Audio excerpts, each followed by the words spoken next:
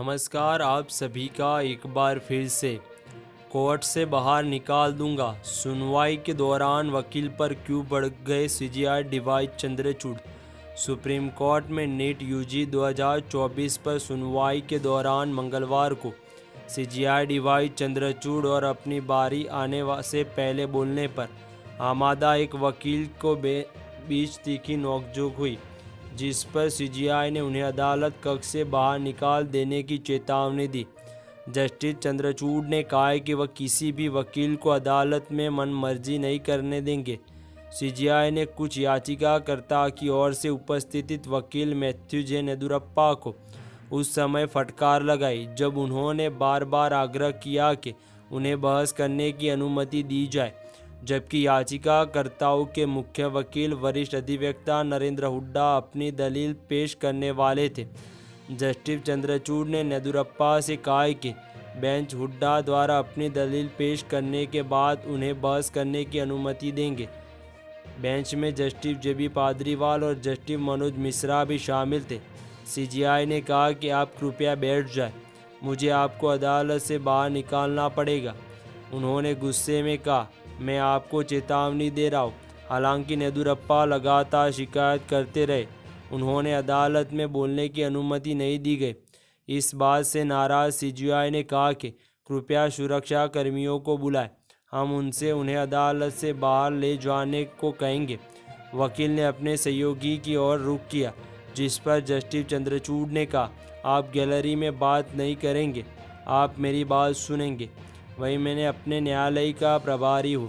नाराज वकील बेमन ने कहा कि अदालत कक्ष से जा रहे थे, लेकिन सीजीआई नाइंसाफ़ी कर रही है। जस्टिस चंद्रचूड़ ने कहा, मिस्टर मैथ्यू, अब मैं कुछ ऐसा कहने के लिए बाध्य हो जाऊंगा जो बहुत अप्रिय होगा। कृपया चुप रहे, यहाँ बैठ जाए। यदि आप जानना चाहते हैं तो यह आपकी मर्जी है।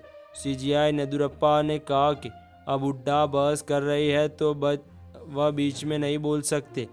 उन्होंने नेदुरप्पा से कहा, मैं आपकी बात सुनूंगा, लेकिन मैं आपकी बात हुड्डा की दलील समाप्त होने के बाद सुनूंगा।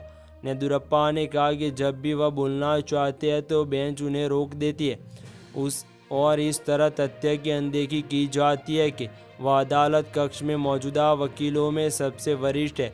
सीजीआई चंद्रचूड़ ने गुस्से में कहा, मैं इस अदालत में प्रक्रिया प्रभारी हूँ और मैं पिछले 24 वर्षों से न्यायपालिका में हूँ। मैं किसी भी वकील और अदालत में मनमर्जी करने नहीं दूंगा।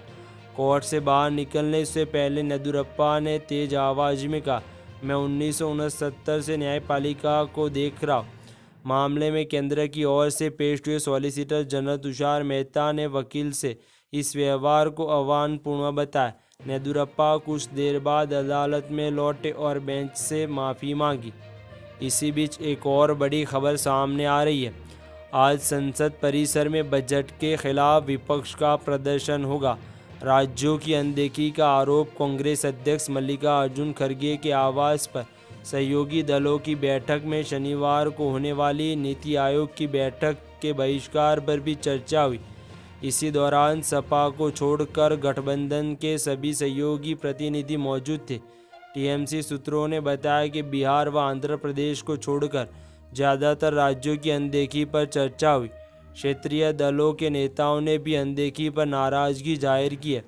इसके बाद बुधवार को विरोध प्रदर्शन सहमति बनी। नीति आयोग की आगामी बैठक में बहिष्कार का प्रस्ताव टीएमसी ने रखा, जिसका डीएमके ने समर्थन किया। हालांकि इस पर अंतरिम फैसला नहीं हुआ है।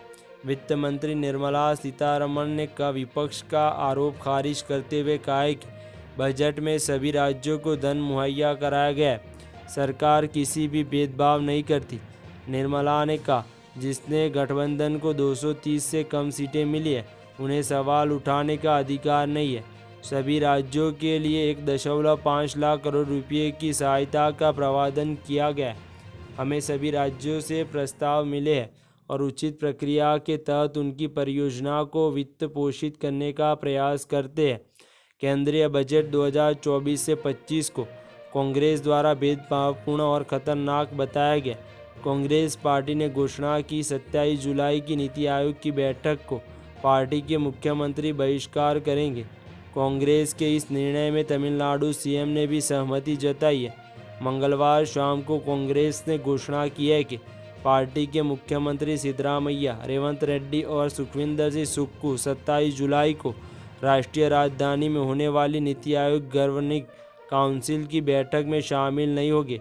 कांग्रेस का आरोप है कि केंद्रीय बजट 2024 से 25 को कांग्रेस द्वारा भेदभावपूर्ण और खतरनाक। इसके बाद अन्य कई राज्यों के मुख्यमंत्री भी इस विरोध में शामिल होकर नीति आयोग की बैठक का बहिष्कार करने का फैसला किया है।